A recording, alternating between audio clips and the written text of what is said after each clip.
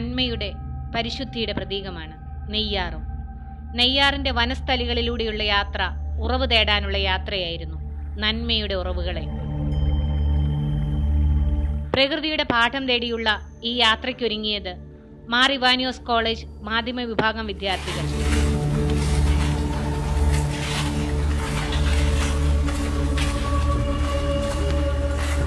നെയ്യാർ ഡാമിനെയും അമ്പൂരിയെയും ബന്ധിപ്പിക്കുന്ന റോഡ് കടന്നു പോകുന്നത് നദീതീരത്തുകൂടിയാണ്. വനത്തിന്റെ പ്രവേശന കവാടവും ഇതുതന്നെ. 1958 വന്യജീവി സങ്കേതമായി പ്രഖ്യാപിക്കപ്പെട്ട നെയ്യാർ 128 ചതുരശ്ര കിലോമീറ്റർ വിസ്തൃതിയുള്ള വനപ്രദേശമാണ്. വന്യമൃഗങ്ങളെ സംരക്ഷിക്കാനുള്ള പദ്ധതികൾ നിരവധിയുണ്ട്. മാൻ പാർക്ക് അതിലൊന്നാണ്.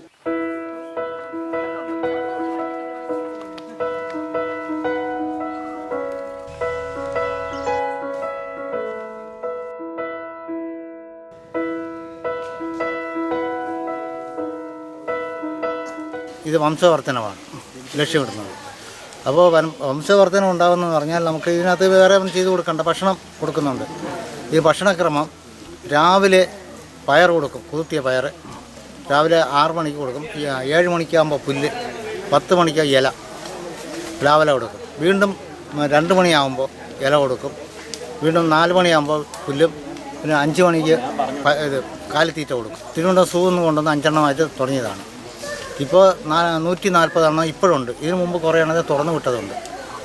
തുറന്നു വിട്ടത് വനത്തിനകത്തേക്ക് പോകും, കുറേ എണ്ണത്തിന് ഇതിനകത്ത് നിൽക്കും കൂടെ.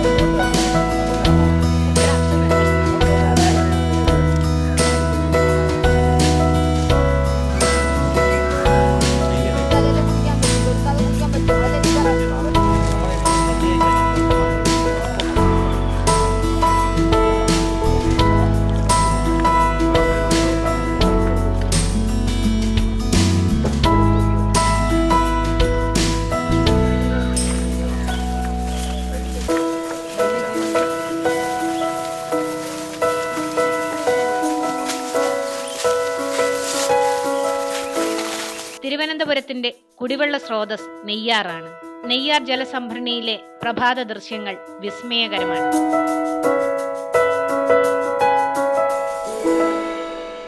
വേനൽ കനത്തതോടെ വെള്ളം കുറഞ്ഞിരുന്നു.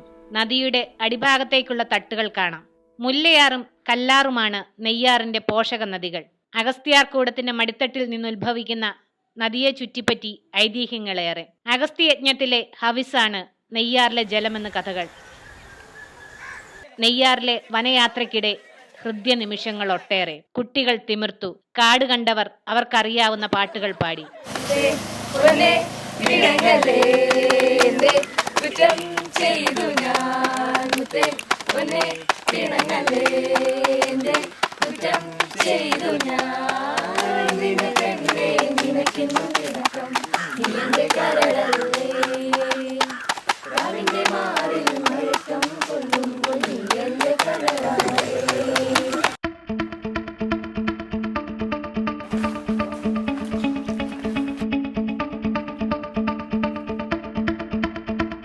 കത്തിത്തുടങ്ങിയ വേനലിൽ നെയ്യാറിന് കടുത്ത ചൂടാണ്. താപനില 35 ഡിഗ്രി വരെ ഉയരും. വനയാത്ര തുടങ്ങി. 3500 ചതുരശ്ര കിലോമീറ്റർ വിസ്തൃതിയുള്ള അഗസ്ത്യാർകൂടം ബയോസ്ഫിയർ റിസർവിലൂടെയുള്ള യാത്ര. 39 തരം സസ്തിനികളും 176 തരം പക്ഷികളും 30 തരം ഉരകങ്ങളുമുള്ള കാട്. കാട്ടുപോത്ത്, വരയാട്, കരടി, കാട്ടുപൂച്ച, കാട്ടുപന്നി, കുരങ്ങ് തുടങ്ങിയ വന്യജീവികൾ ധാരാളം. മാനം മുട്ടുന്ന വൃക്ഷങ്ങൾ, പല ആകൃതിയിൽ ചുറ്റിപ്പടർന്നു പോയ വള്ളികൾ. നദീതീരത്ത് കാട്ടിലൂടെയുള്ള യാത്ര അവിസ്മരണീയമായിരുന്നു.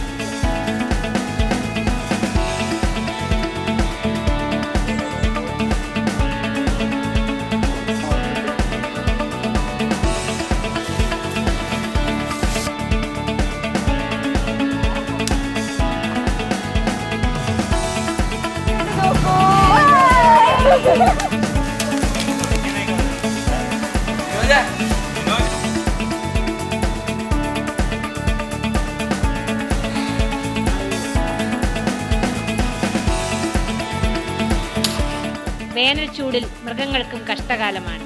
നീരുറവകളുള്ള ഉൾക്കാട്ടിലും ഈർപ്പമുള്ള മണ്ണിലും അവ അതിജീവിക്കാൻ ശ്രമിക്കുന്നുവത്രേ. ചൂട് അസഹ്യമാകുമ്പോൾ അവ കാടിറങ്ങി നെയ്യാറിനെ തേടി വരും. നദി സ്വന്തമാക്കി വെച്ചിരിക്കുന്ന മനുഷ്യർ അവയെ തുരത്താൻ ശ്രമിക്കും. കുടിയേറ്റം ശക്തമായ കാലത്ത് നെയ്യാർ വനങ്ങളിൽ ഒരു ഭാഗം വെട്ടിവെളുപ്പിക്കപ്പെട്ടു. നെയ്യാറിന്റെ ഓരത്തെ റബ്ബർക്കാടാക്കി മാറ്റി. അതോടെ അന്തരീക്ഷ താപനില കുതിച്ചുയർന്നു. കാട് കയ്യേറ്റത്തിന്റെ ദുരിതങ്ങൾ ഇന്ന് മൃഗങ്ങളെയും മനുഷ്യനെയും ഒരുപോലെ വലയ്ക്കുകയാണ്. കാനന യാത്രയുടെ ആദ്യപാദം പിന്നിട്ടപ്പോൾ എത്തിച്ചേർന്നത് കോട്ടൂർ ആന പുനരധിവാസ സങ്കേതത്തിൽ.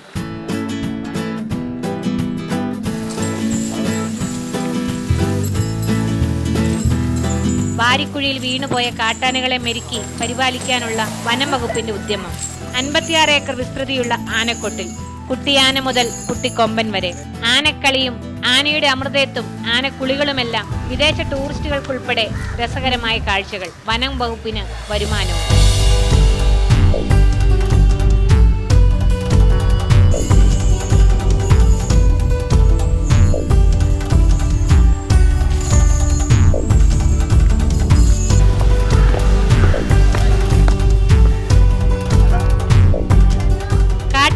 മടക്കയാത്രയിലാണ് അഗസ്ത്യ ചീങ്കണ്ണി പാർക്ക് കണ്ടത്. മുതലയും ചീങ്കണ്ണിയും ധാരാളമുള്ള നദിയാണ് നെയ്യാർ. പാർക്കിൽ ചീങ്കണ്ണികൾ പെരുകിയപ്പോൾ ഇവയെ പണ്ട് നെയ്യാർ റിസർവോയറിലേക്ക് തുറന്നുവിട്ടു. സ്വന്തമായി ഇരപിടിക്കാൻ അറിയാത്ത ചീങ്കണ്ണികൾ റിസർവോയറിൽ അലക്കാനും കുളിക്കാനും ഇറങ്ങിയ സ്ത്രീകൾക്ക് നേരെ തിരിഞ്ഞു. ജീവാപായം വരെ ഉണ്ടായി. കൈകാലുകൾ നഷ്ടപ്പെട്ടവർ നിരവധി. തുഗ്ലക്ക് പരിഷ്കാരം പാളിയപ്പോൾ അവശേഷിച്ച ചീങ്കണ്ണികൾ ക്രോക്കഡൈൽ പാർക്കിൽ വനം വകുപ്പിന്റെ സംരക്ഷണത്തിൽ തുടർന്നു. ഇനിയാണ് ലയൺ സഫാരി. സിംഹങ്ങൾക്ക് പകരം സഞ്ചാരികളെ കൂട്ടിലാക്കി പാർക്കിനുള്ളിലേക്ക് കൊണ്ടുപോകും. അവിടെ സ്വതന്ത്രമായി വിഹരിക്കുന്ന സിംഹങ്ങളെ തൊട്ടടുത്തു നിന്ന് കാണാം.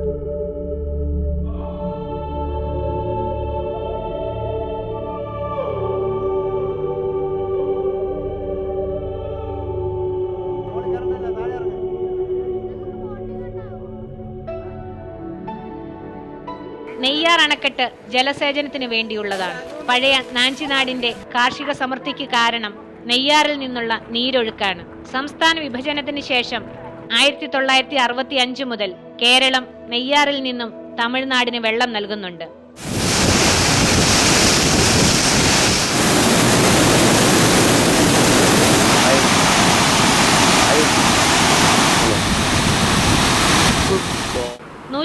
ക്യൂസെക്സ് വെള്ളത്തിന് അവകാശമുണ്ടെന്നാണ് തമിഴ്നാടിന്റെ വാദം. എന്നാൽ ജലദൗർലഭ്യം മൂലം കേരളം ഇത്രയേറെ വെള്ളം നൽകാനാവില്ലെന്ന് അറിയിച്ചിരിക്കുകയാണ്. കേസ് സുപ്രീം കോടതിയിലാണ്. നെയ്യാർ ഡാമും പരിസരവും തിരുവനന്തപുരം ജില്ലയിലെ തിരക്കേറിയ വിനോദസഞ്ചാര കേന്ദ്രങ്ങളിലൊന്നാണിന്ന്.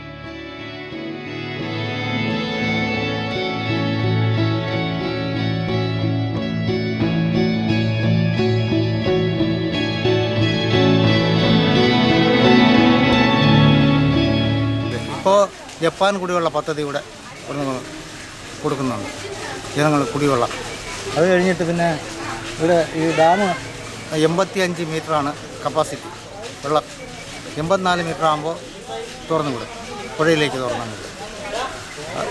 ഇപ്പോൾ കഴിഞ്ഞ മഴയില്ല, വെള്ളം തീരെ ഇല്ലാതെ അടക്കുകയാണ്.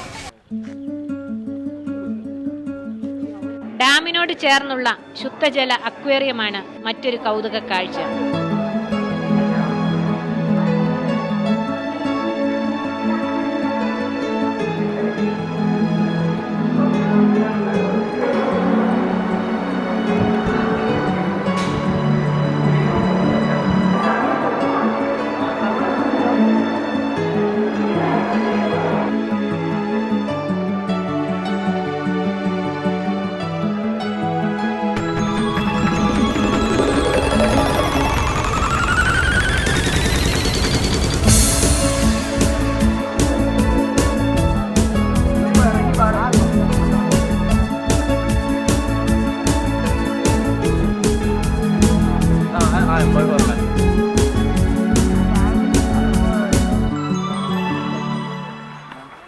നെയ്യാറിൽ നിന്ന് പഴയ പ്രതാപമില്ല.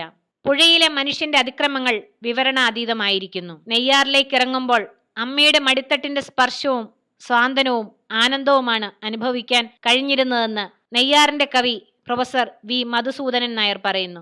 പക്ഷേ ഇന്നിപ്പോൾ നെയ്യാറും കേരളത്തിലെ മറ്റു നദികളെ പോലെ ഒരു തേങ്ങലായി മാറിക്കൊണ്ടിരിക്കുന്നു. കൊടുവിലത്തെ കിളിയും പറക്കയായി കടലിനക്കരെ കിറ്റു തണ്ണീരിനായി ചിറകു തേടുന്ന തീരവൃക്ഷങ്ങൾ തൻ ചറവുമൂറ്റി കുതിക്കുന്നു കാറ്റുകൾ.